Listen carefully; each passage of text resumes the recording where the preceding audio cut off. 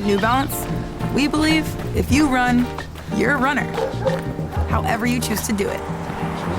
Because when you're not worried about doing things the right way, you're free to discover your way.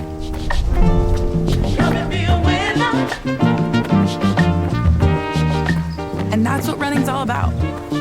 Run your way at newbalance.com/running. Have you ever bought a couch? Like, buying a couch is the worst. It's the worst. Anna Sale is the host and creator of Death, Sex, and Money, a podcast from WNYC. It's like, am I doing this thing where I like go between all the furniture sites and figure out how much I want to spend? Blah, blah, blah. Are we doing this together? Like, Anna told me recently that the couch in question was a big turning point in her relationship with her boyfriend, now her husband. At the time, they were planning on moving in together in New York. The question was, would this couch be their couch? Meaning, would they buy it and pay for it together, like as a unit? That's what Anna wanted. I didn't have a couch. It was all theoretical. It was like this container, the couch container that was filled with all of this symbolism and meaning. But her boyfriend is kind of non-committal about the couch. After this, Anna has a revelation. If they can't share a couch, can they really share a life together? From the Boston Globe and PRX, this is Love Letters. I'm Meredith Goldstein.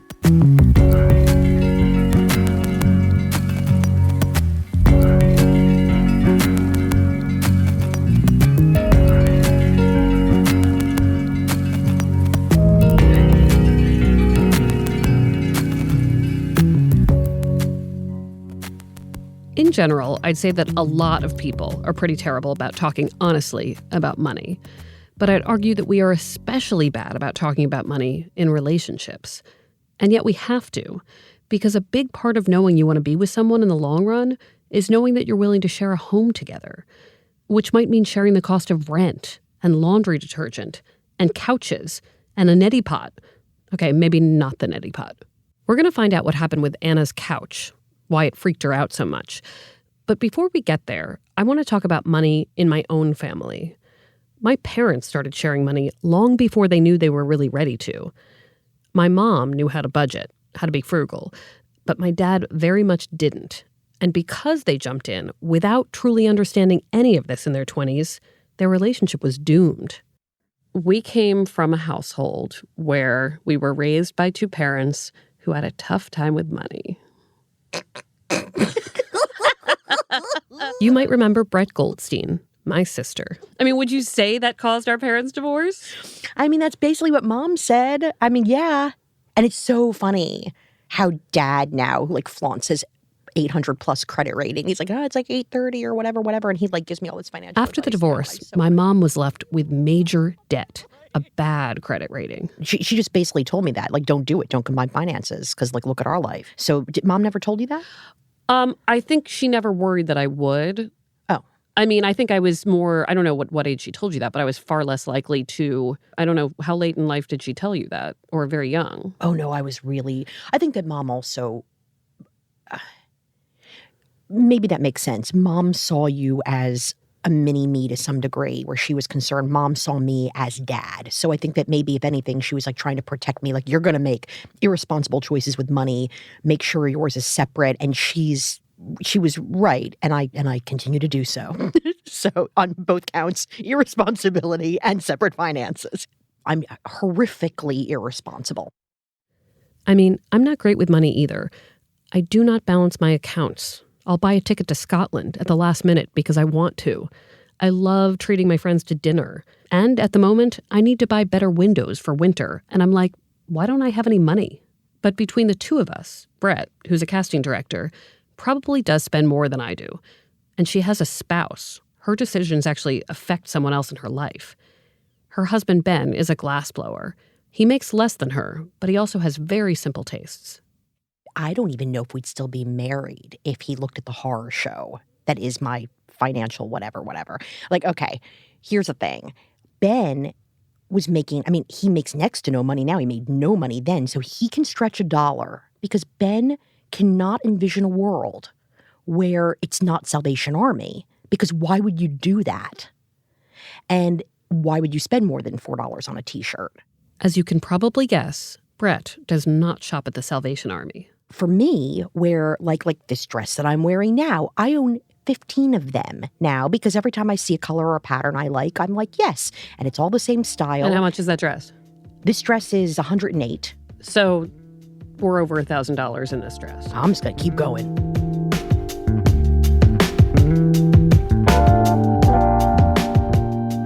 Brett says even though she might be a big spender, she and Ben have a shared account that they use for household expenses. Overall, they've found a system that works for them. So sit down together when you pay bills. First of all, set everything up in an automated way so things just get pulled out of your checking account. And do it together so you can almost be like accountability buddies. And, I think that... Did you just make up accountability buddies? No, it's from South Park.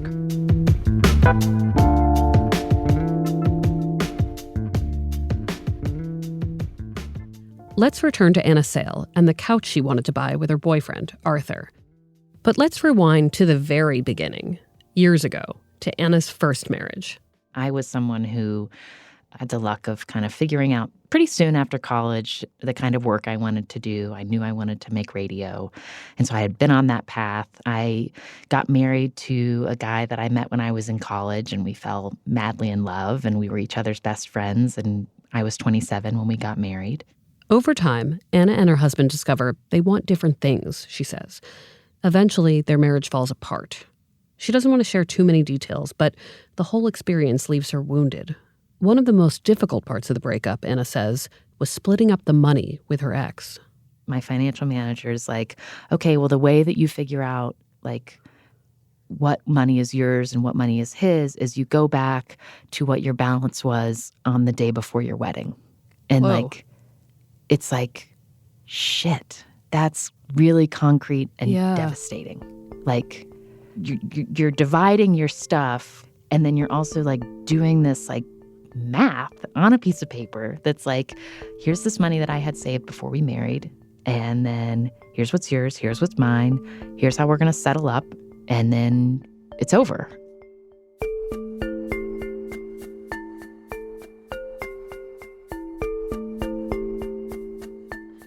After the dust settles, Anna begins her new financial life, single.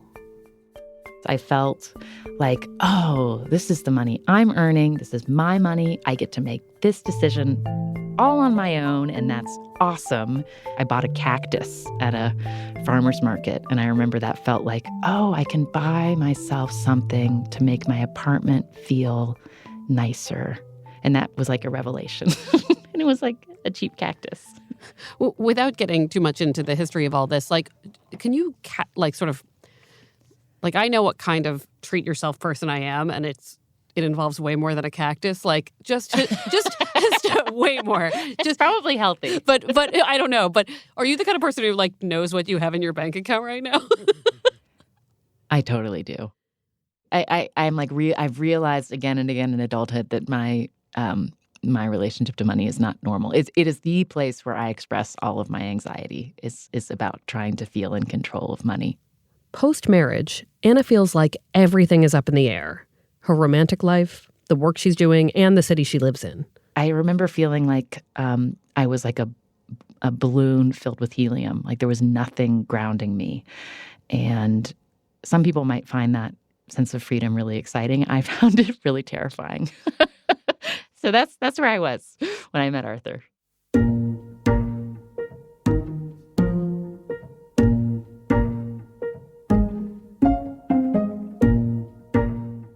A newly single Anna goes to this 4th of July party on Cape Cod, hosted by a mutual friend. I declared in Brooklyn that I didn't want to date anybody who wore skinny jeans, and what I really was looking for was a cowboy, which probably was trying to, like, keep myself from dating. And then this guy from Wyoming shows up, and I'm like, And he's wearing, like, nice classic Levi's. I'm like, interesting. So you took note pretty quickly. Yeah. He's a handsome person. Yeah, I was like, oh, uh-huh.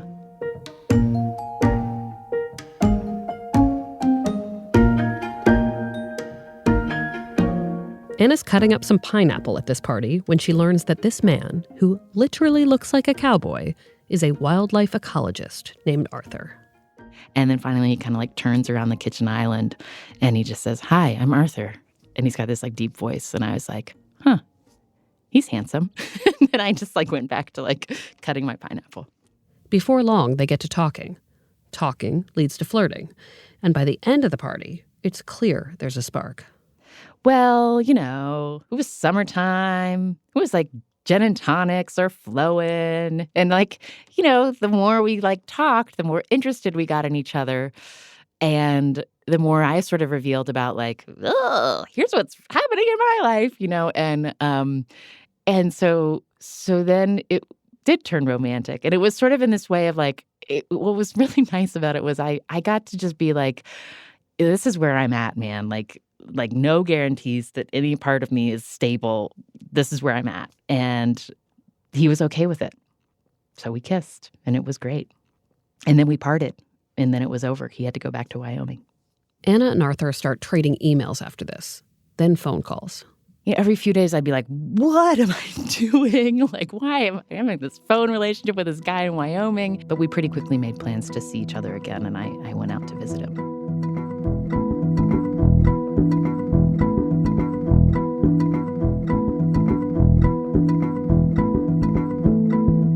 Arthur comes to get her at the airport in a pickup truck. With his dog in the back seat and like 2 full bags of groceries and a bouquet of flowers in the passenger seat. And he had like put flowers all over the house where he was staying. And he like made me meals throughout the weekend. And I was like, oh, this is like, he's just a grown-up person who knows how to be and how he likes to be in the world.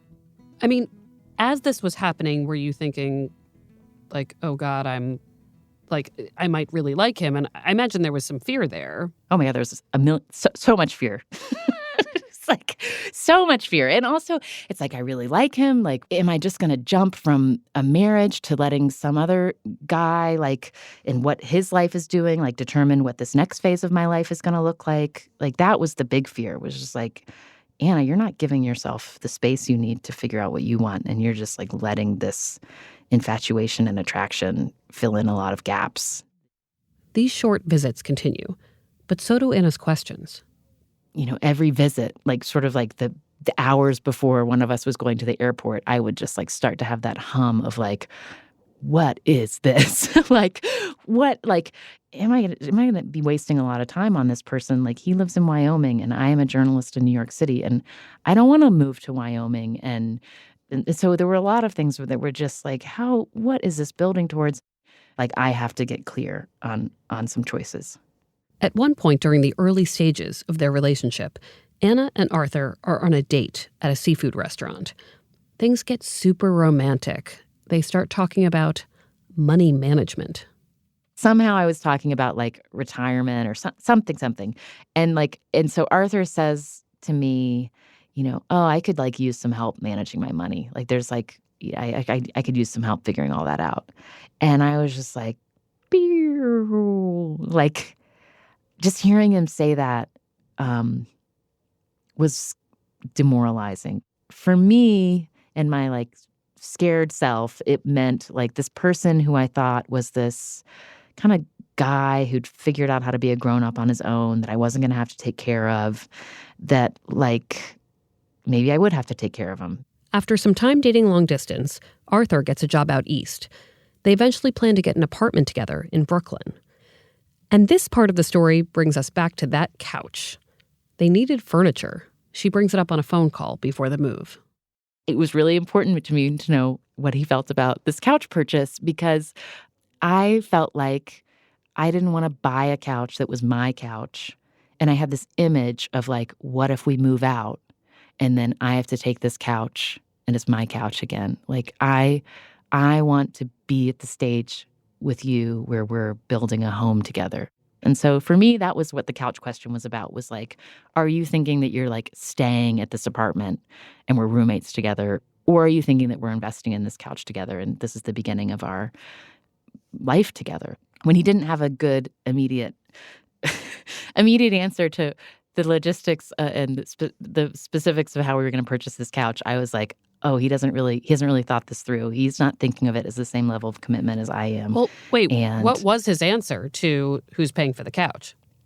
I think it was sort of like, I don't know. I mean, it was just like, yeah, I don't know. Like the couch didn't have symbolic value to him. And I think I didn't feel like he was like grasping what I was trying to get at. And it wasn't really fair looking back, like because it was a phone conversation. He had like driven to like a side of a highway where you could have enough cell signal to call me at the end of the day. And I had been like ruminating on this, like, how are we going to deal with this couch? How are we going to deal with this couch? And I'm like springing it on him because it's really important information that I need to know. And like, he just wasn't in that same headspace. But I felt like, oh, here's my excuse. Here's my reason that like, this is doomed. It's interesting that you were the person who was thinking he better commit to this couch, that you were ready in that moment to buy the couch of forever, the forever couch, despite all of these other concerns about your own history and what you were ready for. It's a lot going on at once. I know. Like, I think I was just like, I was scared. I was totally freaked out. I was totally freaked out that this was going to be another mistake. And so in hindsight, I can see that there were all these ways that I was trying to test him. And they weren't fair. At the time, they felt so urgent, you know? Yeah, I mean, it sounds like you wanted him to predict the future of the relationship by means of couch. Yes. Doesn't that make sense?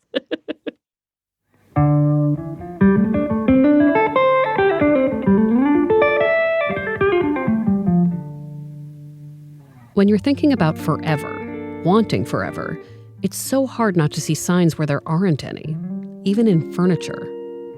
I just had this pit in my stomach of like, I don't know if this is the right thing. Like, I don't know if, like, is this just like some fantasy? Like, I need to, if this is a fantasy, like, I need to call it.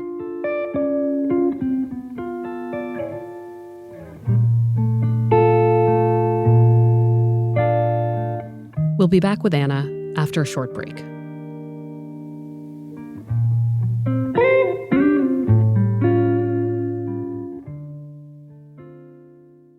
Here at Life Kit, NPR's self-help podcast, we love the idea of helping you make meaningful lifestyle changes.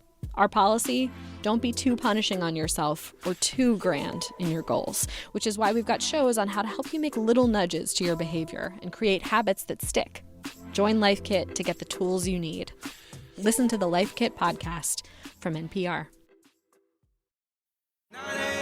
What's going on? It's Posty. I just created my own Oreo, and it's seriously the best Oreo ever. Pick it up in stores. Experience Post Malone's Oreo cookies with swirled salted caramel and shortbread flavored cream. Pick up a pack at participating Walmart stores for a limited time. After the couch conversation, something changes for Anna and Arthur. And we're just like, kind of like commiserating in how unfun our relationship had become. And we decided that like, maybe this isn't the right time. And so we decided together to split up, like over FaceTime, which was just like, it's like so sad. Like we were both like crying. Like it was just like, oh, this relationship has just run its course. We broke up. They stop calling and texting each other. A month passes. Then Arthur reaches out. He tells Anna he's on the East Coast visiting family and friends. He asks if they can meet in New York.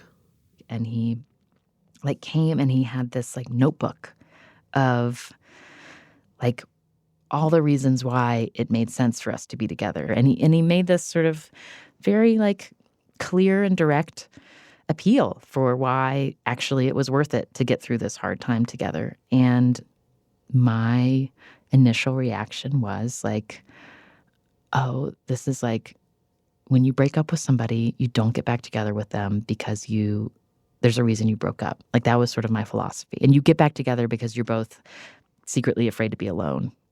So then Arthur tried one more thing, and this is like where the story gets really weird and really just really weird.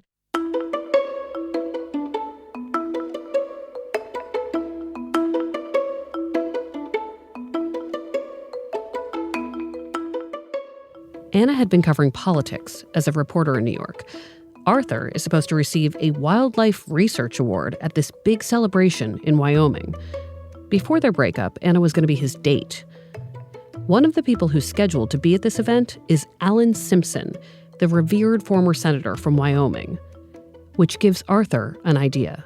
He wrote this beautiful letter to Alan Simpson and asked him to call me on his behalf, to call me on Arthur's behalf and say, it really would be great if you just come to this celebration.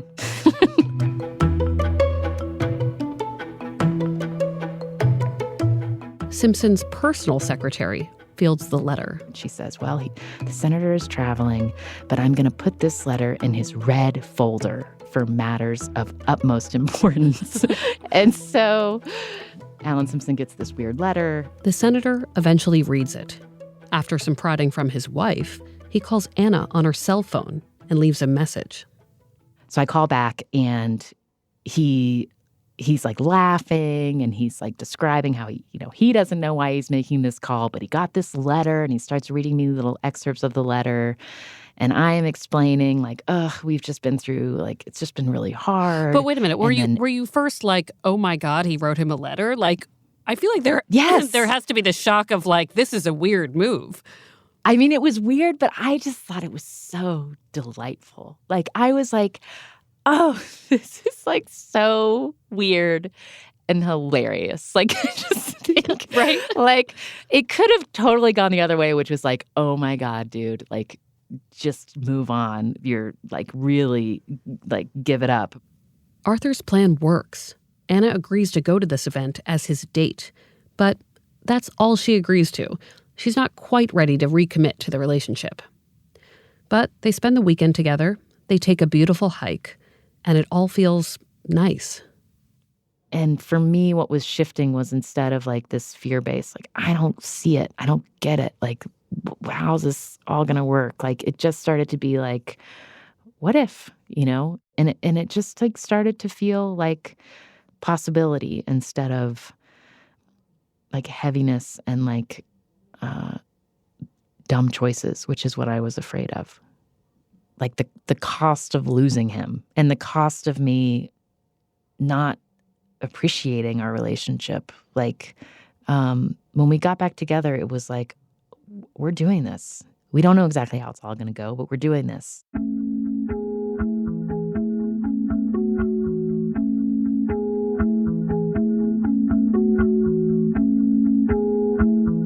Doing this, Anna says, meant planning a real future together. Marriage, family, household, and sharing money.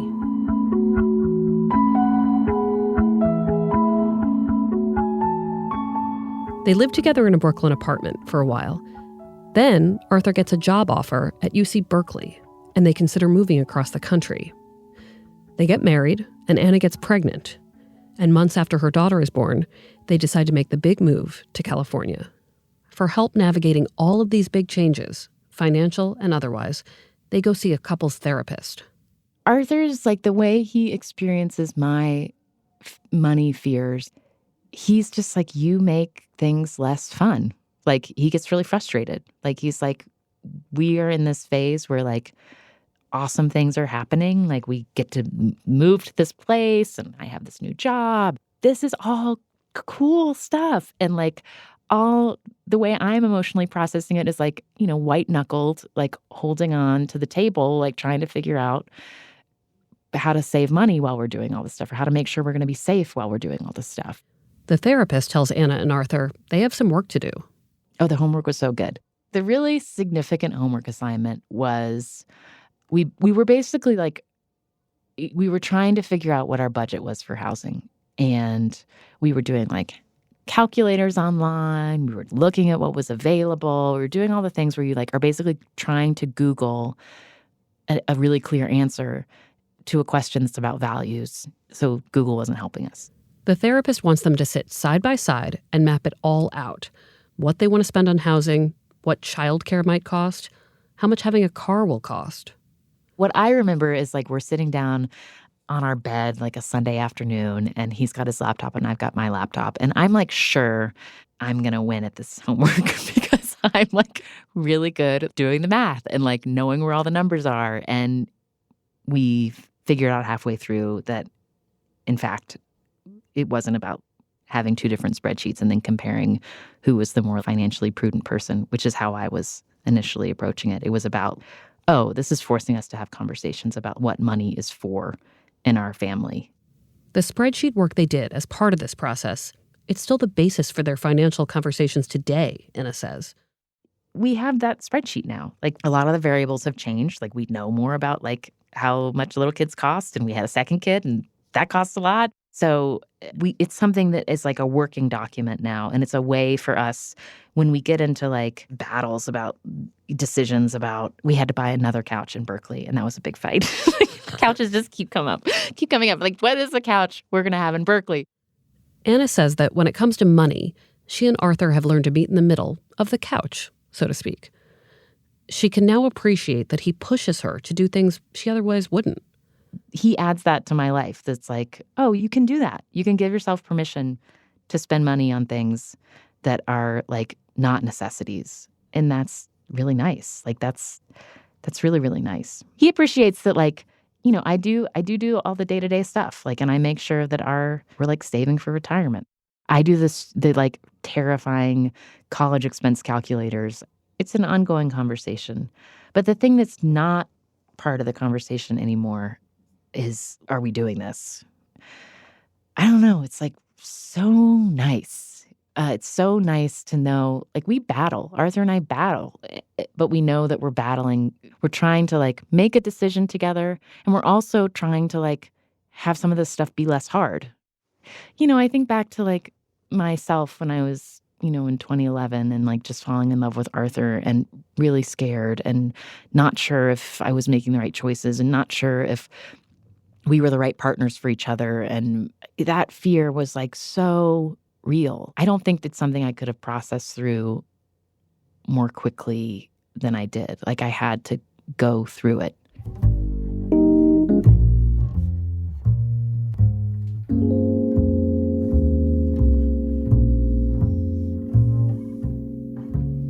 My accountant, Jim, sees this thing with couples. He knows I'm a relationship writer, so he tells me that he can often tell when couples aren't going to make it because he can see what they're not sharing with each other. He always says, do not be that couple. Don't be sitting at your accountant's office arguing about what wasn't said earlier in the relationship. You want to be on the same spreadsheet. It's not a competition. You don't win when you're making a budget. Even if you're keeping separate accounts, you do it as a team. You accept your partner as they are and plan your life together. Maybe one of you white knuckles it just a little, but maybe the other knows how to make it fun. I don't know, it's pretty cool to like be in a marriage and have a family with a partner for whom we've trudged through it and we decided to do it together. Like we are in it. And so I feel like kind of embarrassed and like ashamed at some of the things that I did early on in our relationship. Why didn't I just why was I so all over the place? But it's what helped us decide that we wanted to do this together. For the record, Anna is so good at this, I want her to fix my life with her fancy spreadsheets. Oh my gosh, you would have such a joy. There are sometimes charges that come in from like Apple, and I don't know what it is. And so I put it into a box in my mind that's called like, whoops.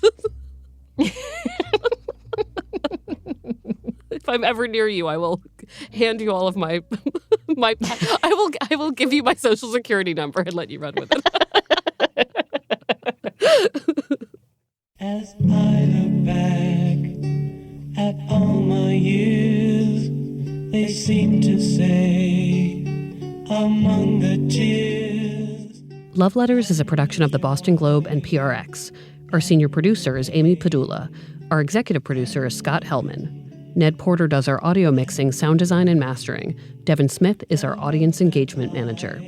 Special thanks to Brian McGrory, Linda Henry, and to the team at WNYC's Death, Sex, and Money. You can find the Death, Sex, and Money podcast wherever you're listening to this right now. To hear more about Anna's story, you can read the piece she wrote for BuzzFeed in 2018 about money and relationships. Our music is by APM. I'm always trying to hear from listeners. Will you drop me a note? Email your problems to loveletters@boston.com or find us on Twitter @lovelettersblog and using the hashtag loveletterspodcast. You can get the show on Apple Podcasts, Spotify, we're now on Pandora, or wherever you listen. And if you like the show, please leave us a review on Apple Podcasts. And remember, managing money can be hard. Well, I can't do math. Meredith. I'm Meredith Goldstein. Thanks for listening. There's a feeling deep in my soul I know is there, cannot control.